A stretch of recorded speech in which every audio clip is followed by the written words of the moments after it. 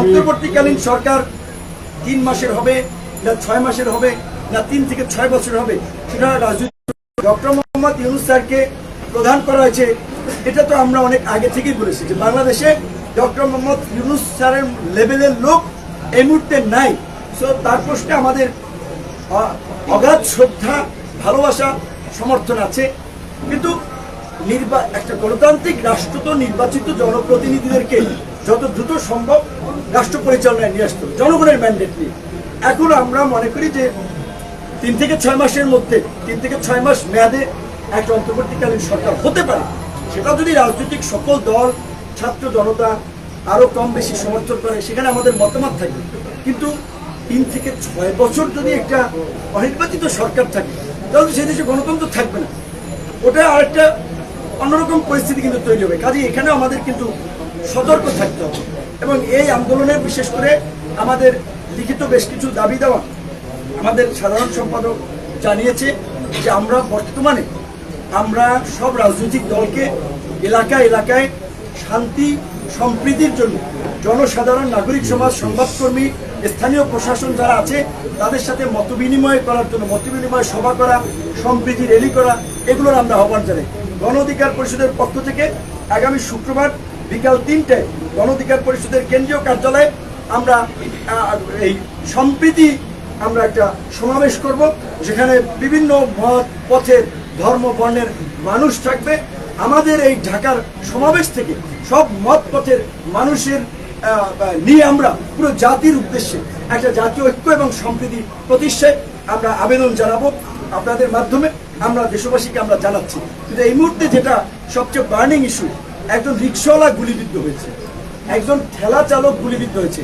আমি ডিবি কার্যালয়ে ছিলাম, আমি কারাগারে ছিলাম, বিশ্বাস করবেন এখান দিয়ে রক্ত পড়ছে, গায়ে গেঞ্জি নাই, আমার মায়া লাগছে। আমার 2টা টি-শার্ট আমি দিয়েছি যে ও বলছে হকারি করে পানি বেছে, পানি বাসে যে পানি বেছে, শশা বেছে, লুঙ্গি পরা ওই অবস্থায় ধরে নিয়ে আসছে, গুলিবিদ্ধ, শরীর পয়সা যাচ্ছে, পা দিয়ে রক্ত পড়ছে, পুজ বের হচ্ছে। ধরেন আমরা যারা একটু পরিচিত নন ফেস, তাদের একটু যদি বলি বুকে ব্যথা, হসপিটালে নিয়ে যায়, কারো হসপিটালে নাপা টাপা দেয়। কিন্তু আমপাবলিক যে ওদের সাথে অমানুষের মতো আচরণ করে। তো এই যে জেলখানায় যারা আছে, বাইরে যারা আহত আছে, এই আহতদের চিকিৎসা আমি সেনা প্রধানকে অনুরোধ জানাবো যে আপনি যেমনিভাবে বলেছেন গণহত্যাকারীদের প্রত্যেককে বিচারের মুখোমুখি করা হবে, বিচার তো অবশ্যই হবে।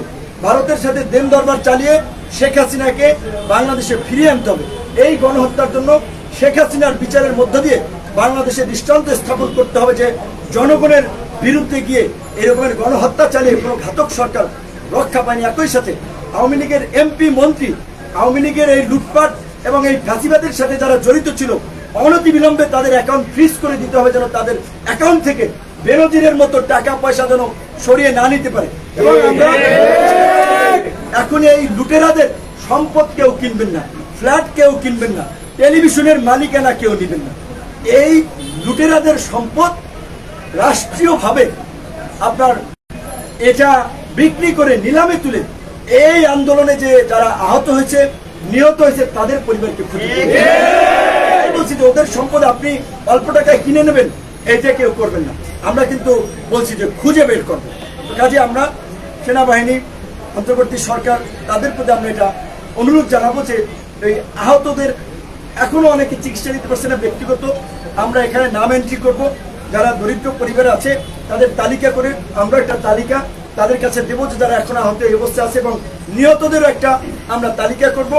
আমাদের ডক্টর সমন্বয়ক শাকিলুজ্জামান এবং আমাদের গণমাধ্যম সমন্বয়ক আবু হানিফ দুজন তারা এই টেবিল খুলে এখানে তারা আহত এবং নিহতদের তালিকা করবে।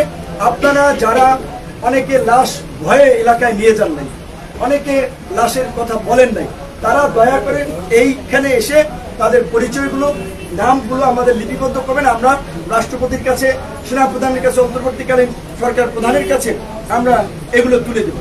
নিহতদের পরিবারের সাথে আমরা দলের পক্ষ থেকে আমরা দেখা করার সিদ্ধান্ত নিয়েছি। আহতদের আমি সংবাদ সম্মেলনের পরেই ঢাকা মেডিকেলে যাব। আমি